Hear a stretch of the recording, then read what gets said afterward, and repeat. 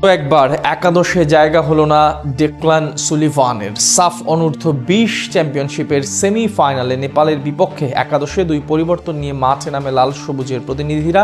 প্রথমার্ধেই মানিকের গোলে এগিয়ে যায় বাংলাদেশ। সুলিভান মুর্শেদদের পারফরমেন্সে হাই ভোল্টেজ ম্যাচে শুরু থেকেই ছিল উত্তাপ। সেখান থেকে সেমিফাইনাল ম্যাচের স্কোর লাইন এবং পারফরমেন্স নিয়ে বিস্তারিত জেনে নেব রিপোর্ট।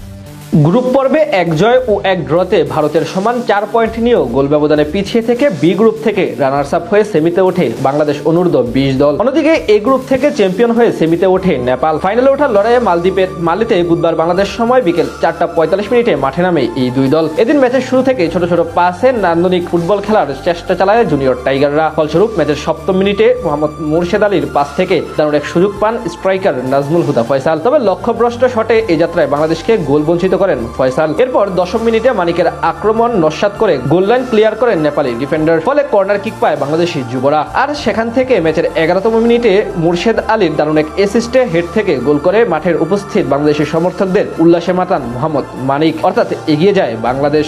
2 মিনিট পর মাঝমাঠ থেকে একক নৈপুণ্যে বল নিয়ে নেপালের ডি বক্সের কাছাকাছি চলে যান মোহাম্মদ ইউসুফ আলী। আর ইউসুফের পাস থেকে বল পেয়ে ঠান্ডা মাথায় জালে জড়ান রোনাল্ড সুলিভান। তবে বল জালে জড়ানোর মাত্রই সাইড লাইন থেকে রেফারি অফসাইডের পতাকা তোলেন। ফলে জুনিয়র টাইগারদের সম্ভাবনাময় একটি আক্রমণ নস্যাৎ হয়ে যায়। ম্যাচের 16তম মিনিটে গোলরক্ষককে একা পেয়ে যান নেপালি স্ট্রাইকার সুভাষ বাম। তবে 1v1 পজিশনে থেকেও এই যাত্রায় নেপালকে গোল বঞ্চিত করেন তিনি। ম্যাচের 21তম মিনিটে মুর্শেদকে দারুণ ক্রস করে ডি বক্সের ভিতরে দক্ষতার সাথে রিসিভ করেন রোনাল্ড সুলিভান। সেখান থেকে মানিক হয়ে বল পৌঁছায় ফয়সালের পায়ে। গোলরক্ষককে একা পেলেও এই সময় গোল করতে ব্যর্থ হন টাইগার এই স্ট্রাইকার। অবশ্য এক্ষেত্রে নেপালি গোলরক্ষক পেম্বা নরবু অসাধারণ কীর্তিত্বের স্বাক্ষর রাখেন। সেখান থেকে আক্রমণ পাল্টা আক্রমণে দুই দলই ম্যাচের নিয়ন্ত্রণ নিজেদের কাছে রাখার চেষ্টা করে। 27তম মিনিটে কর্নার কিক থেকে দারুণ এক সুযোগ তৈরি করেন নেপালের ফরওয়ার্ড সুভাষ বাম। তবে হেডারের মাধ্যমে বল জালে রাখতে ব্যর্থ হন দলটির রক্ষণভাগের খেলোয়াড় সিদ্ধান্ত খারকা। এরপর ম্যাচের 38তম মিনিটে পাল্টা আক্রমণে বল পেয়ে যান রোনাল্ড। লেফট উইং থেকে সুইচ ওভার করে সেই বল তিনি পাঠান সানি দাসের কাছে।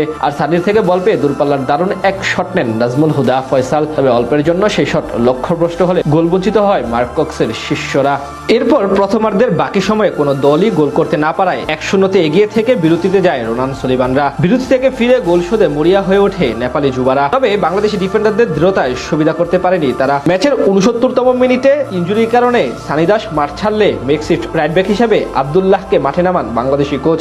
এরপর আরো বেশ কিছু আক্রমণ পাল্টা আক্রমণ চলে দুই দলের মাঝে। নির্ধারিত সময়ে 5 মিনিট আগে সর্বশেষে শূন্য জোরে আসেন ডেক্লান সুলিভান। আর মাঠে নেমে তিনি মাত্র 8 মিনিটে নিজের প্রতিভার জানান দেন। মাঝে দুইবার তার বরাতে আক্রমণ ওঠে বাংলাদেশ। শেষ পর্যন্ত এমন আক্রমণ পাল্টা আক্রমণে ম্যাচ জমে ওঠে। তবে নেপাল যেমন গোল শোধ করতে পারেনি, তেমনি বাংলাদেশও আর বল জালে জড়াতে পারেনি। শেষ পর্যন্ত তাই 1-0 গোলে এগিয়ে থেকে জয় নিয়ে মাঠ ছাড়ে বাংলাদেশ অনূর্ধ্ব-20 দল। আর এই জয়ের মাধ্যমে এখন ফাইনালে চলে গেল বাংলার যুবারা। এখন ভারত অথবা ভুটান, সেখান থেকে যারা জিতবে তাদের বিপক্ষেই সাফ অনূর্ধ্ব-20 দলের ফাইনাল খেলবে বাংলাদেশ।